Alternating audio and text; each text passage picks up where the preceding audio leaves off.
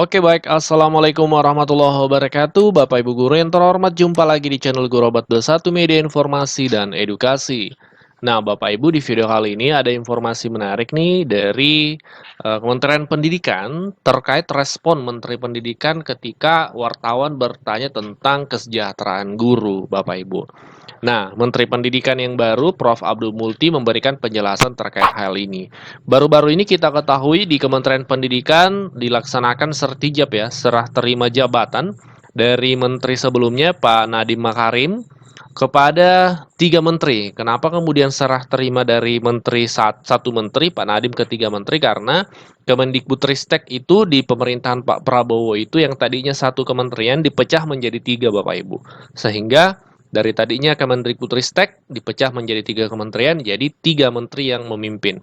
Menteri pertama yaitu Prof. Abdul Muti memimpin di Kementerian Pendidikan Pendidikan Dasar dan Menengah. Jadi satu kementerian untuk pendidikan dasar dan menengah, kemudian menteri yang kedua Bapak Fadlison ya, itu memimpin di Kementerian Kebudayaan, dan kemudian yang ketiga di Kementerian Pendidikan Tinggi, Sains dan Teknologi.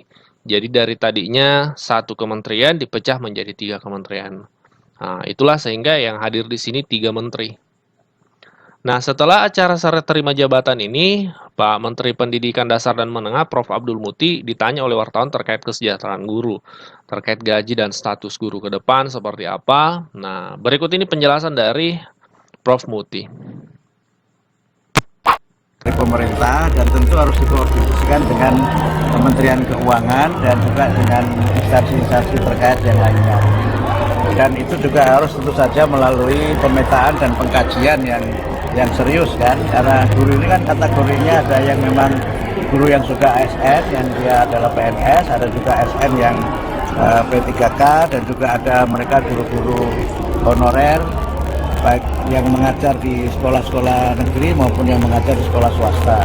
Jadi kompleksitasnya tidak sederhana, dan karena itu kita harus melihat masalah ini dengan sangat hati-hati, dengan sangat seksama sebelum kita mengambil kebijakan menyangkut kesejahteraan guru itu. Nah, demikian Bapak Ibu penjelasan dari Prof. Muti tadi. Jadi, Prof. Muti untuk saat ini, Prof. Abdul Muti saat ini masih akan melakukan kajian, akan fokus mendengarkan banyak masukan. Ya, kami baca dari media nasional, dalam 1 bulan ini Prof. akan fokus mendengar dulu seperti apa situasi ya. Tentu beliau sudah paham juga, tapi akan lebih banyak hearing terkait situasi dan kondisi di pendidikan saat ini, kemudian baru beliau mengambil kebijakan. Ini menarik Bapak Ibu karena selain kesejahteraan guru juga muncul isu pengembalian ujian nasional ya. Ujian nasional yang sudah beberapa tahun terakhir tidak dilaksanakan, ini muncul lagi isu akan dikembalikan. Apakah Prof. Abdul Muti akan mengambil kebijakan itu atau seperti apa?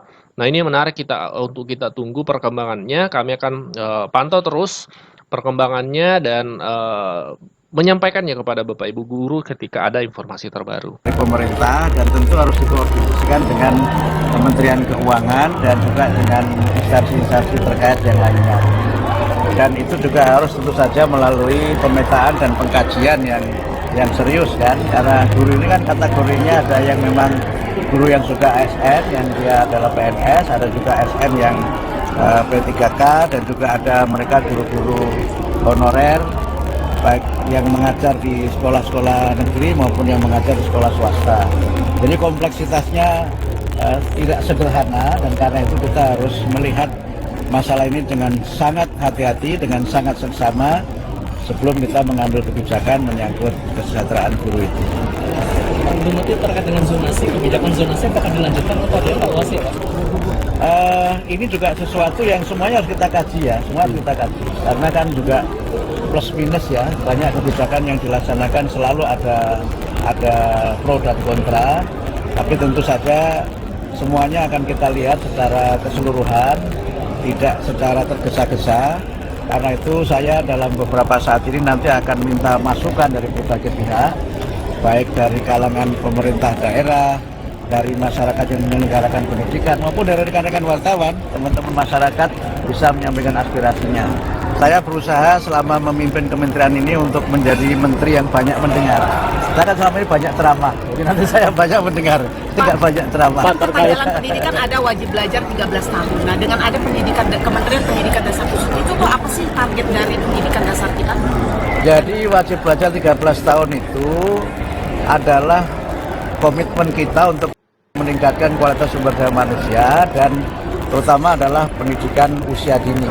Jadi 13 tahunnya bukan menjadi kelas 13, tetapi prasekolah itu akan menjadi perhatian dan itu juga yang memang menjadi fondasi untuk pendidikan di tanah air kita ini.